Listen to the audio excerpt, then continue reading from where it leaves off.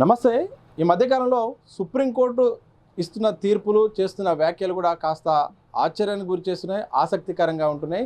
ఈ మధ్యకాలంలో లేటెస్ట్గా అయితే మాత్రం ఏదైతే లివ్ ఇన్ రిలేషన్షిప్ అయితే మాత్రం సంచలనమైన తీర్పు కూడా ఇచ్చింది.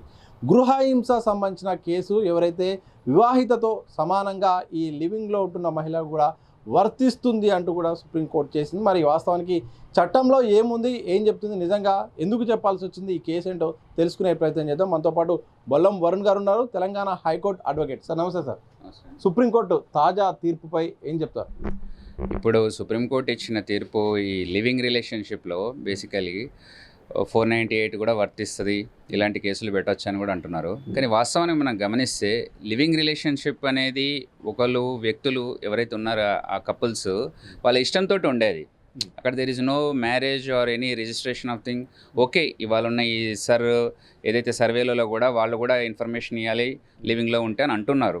కానీ ఇన్ జనరల్ మనకి ఎక్కడ కూడా వాళ్ళకు లివింగ్ రిలేషన్షిప్ ఖచ్చితంగా వాళ్ళతోటే లైఫ్ కంటిన్యూ చేయాలనేది లేదు. It's their choice, it's personal. అయితే అక్కడ మనం గమనిస్తుందంటే some affection is there on the couples. ఎందుకంటే వాళ్ళు లివింగ్ రిలేషన్షిప్లో ఒక ఆప్షన్ ఉంది, వాళ్ళు కావాలంటే వదులుకోవచ్చు. Okay, it is not any marriage, దానికి ఏదో కోర్టుకి వెళ్ళి డైవర్స్ పెట్టుకోవాలి, ఇవన్నీ ఏమీ లేవు. అయితే మ్యారేజ్లో ఉన్నాయి, ఇక్కడ ఎందుకు వర్తించింది ఈ పర్టికులర్ కేసెస్లో అయితే గృహహింస అయినా వాట్స్ ఎవర్, ఇక్కడ ఏంటంటే couple have some affection on each other. వాళ్ళ ఇష్టంతో కలిసి ఉంటున్నారు. ఎందుకంటే వాళ్ళు వద్దనుకుంటే వాళ్ళు విడిపోవచ్చు, అయినా కంటిన్యూగా చేస్తున్న రిలేషన్ అంటే సమ్ ఎఫెక్షన్ ఇస్ దేర్. కానీ ఎక్కడో హట్ అయ్యారు కాబట్టి ఇలాంటి కేసుల వరకు వచ్చింది. కానీ నా దృష్టిలో దీనికి మీడియేషన్ కానీ ఏదైనా కౌన్సిలింగ్ లాంటివి ఉంటే ఇట్లాంటి విషయంలో అది కోర్టు వరకు వెళ్లకుండా కూడా సాల్వ్ అయిపోతుంది అనేది నా ఒక పర్సనల్ ఒపీనియన్. ఎందుకంటే కపుల్స్కి వాళ్ళకి ఇంట్రెస్ట్ ఉంటేనే జరిగేది లివింగ్ రిలేషన్షిప్ అనేది. ఇవాళ మనం ఫారెన్ కల్చర్కి అడాప్ట్ అయి ఉన్నాము, ఆ టెక్నాలజీ వచ్చింది, అక్కడి నుంచి కల్చర్ కూడా మనకు వచ్చేసింది. సో ఇట్లాంటి దిశలో మనము దానికి కోర్టు కేసు వెళ్ళి కోర్టుకు పని చెప్పి ఇవన్నీ కాదు. ఇప్పుడు మనకు ఇంతకుముందు ఉన్న chief justice of India N V Ramana గారు ఏమన్నారంటే కోర్టు అనేది లాస్ట్ ఆప్షన్గా పెట్టుకోండి అన్నారు. అంటే ఇప్పుడు ఒక సమస్య ఇంటి దగ్గర సాల్వ్ అయితే పోలీస్ స్టేషన్కి వెళ్ళరు, తర్వాత కోర్టుకి, లోయర్ కోర్టు కాకపోతే హైకోర్టు, సుప్రీంకోర్టు ఇలా వెళ్ళదు. ఎందుకంటే అక్కడ పరిధిలోనే సాల్వ్ అయిపోయింది అనుకోండి, నలుగురు పెద్ద మనుషులతో కూర్చోబెట్టి. ఇట్లాంటి మెయిన్గా ఫ్యామిలీ ఇష్యూస్, ఇప్పుడు డీవీసీ, డొమెస్టిక్ వైలెన్స్, ఇవి కూడా క్రిమినల్ కేసు కిందకి వస్తాయి. ఓకే, మేరే ఏదైనా క్రూయాలిటీ కూడా వస్తాయి. అట్లా అంతవరకు రాకుండా దీనికి ఒక మీడియేషన్, కౌన్సిలింగ్ పెడితే, ఎందుకంటే మనకు క్లియర్గా కనిపిస్తుంది ఏంటంటే ఆ కపుల్స్కి ఎఫెక్షన్ ఉంది. ఇప్పుడు లివింగ్లో వదిలేస్తే there is no continuation or nobody can question them. లేదు అండ్ ఇక్కడ ఇండియాలో అయితే రాలేదు ఇప్పటివరకు. అండ్ ఎవరు కూడా వాళ్ళని క్వశ్చన్ చేయలేరు, అది వాళ్ళ ఇష్టం, అది పర్సనల్ లైఫ్ అని కూడా చెప్పుకోవచ్చు. కానీ ఇక్కడో సమ్ లవ్ అండ్ ఎఫెక్షన్ అని ఉంది కాబట్టి they want to continue with their partner. So అది మనం గ్రహించి ఒక మీడియేషన్ లాగా, ఏదో కౌన్సిలింగ్ లాగానో సమ్ లైక్ మైండెడ్ పీపుల్తో కూర్చోబెట్టి సాల్వ్ చేస్తే అయిపోతుందని నేను అనుకుంటున్నా. కోర్టు వరకు ఇట్లాంటి లివింగ్ రిలేషన్స్లో ఈ కేసులు రావద్దని నేను ఆశిస్తున్నాను. ఎందుకంటే థౌజండ్స్ కానీ క్రోర్స్లో కూడా ఉన్నాయంట త్రూఅవుట్ ఇండియా పెండింగ్ కేసులు.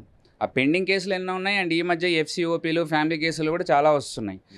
ఉన్న కేసులకే టైం లేదు. ఇప్పుడు హైకోర్టు కూడా ఒక 5 అవర్సే ఉంటుంది.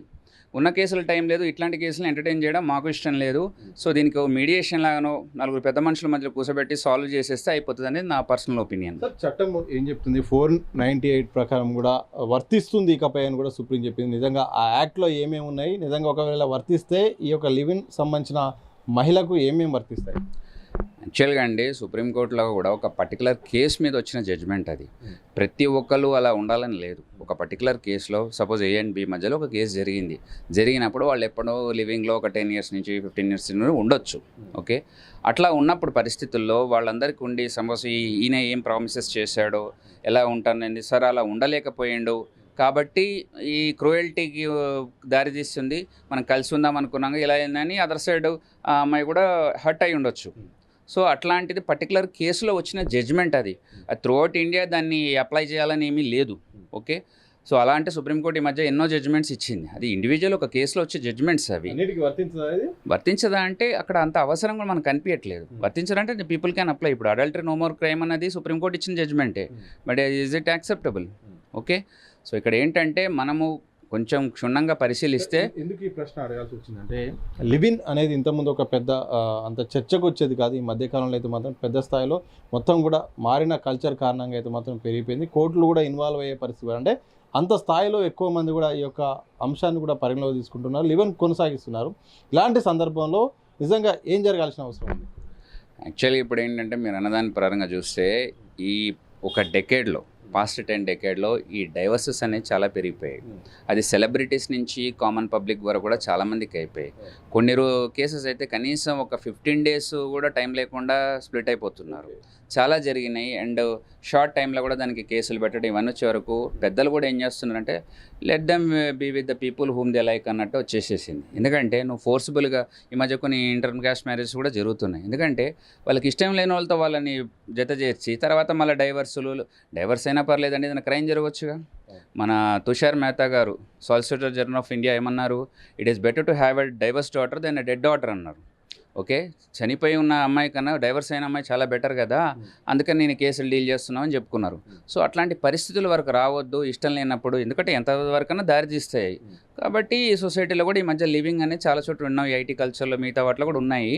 కానీ ఏంటంటే ఇక్కడ ఏదో వాడు ప్రామిసెస్ చేస్తాను ఇలా ఉంటాను అలా ఉంటానని, కానీ ఏదో తప్పాడు.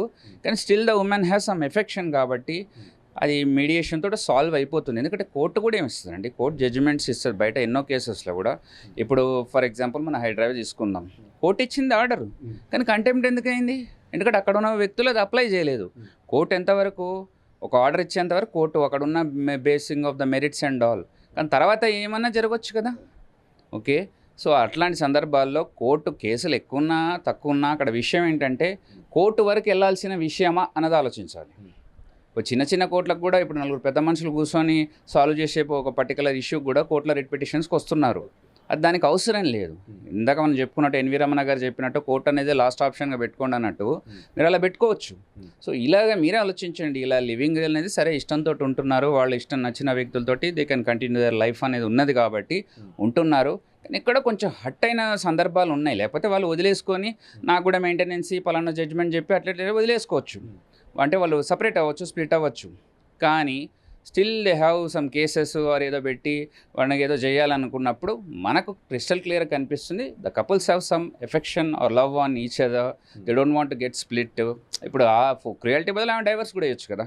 అంటే ఇక్కడ ఆప్షన్ లేదు, లివింగ్కి లేదు, కానీ స్ప్లిట్ అవ్వచ్చు. ఇన్ దిస్ కాంటెక్స్ట్ స్ప్లిట్ అవ్వచ్చు. కానీ అయినా ఉన్నది అంటే ఏదో సమ్ ఎఫెక్షన్ ఉంది కాబట్టి. సో వీటి కోర్టు దాకా రాకుండా ఇలాంటివి ఇంకా ఫర్దర్గా ఏవి కూడా కోర్టు వరకు రాకుండా ఉంటే కోర్టు టైం సేవ్ చేసిన వాళ్ళు అవుతారు.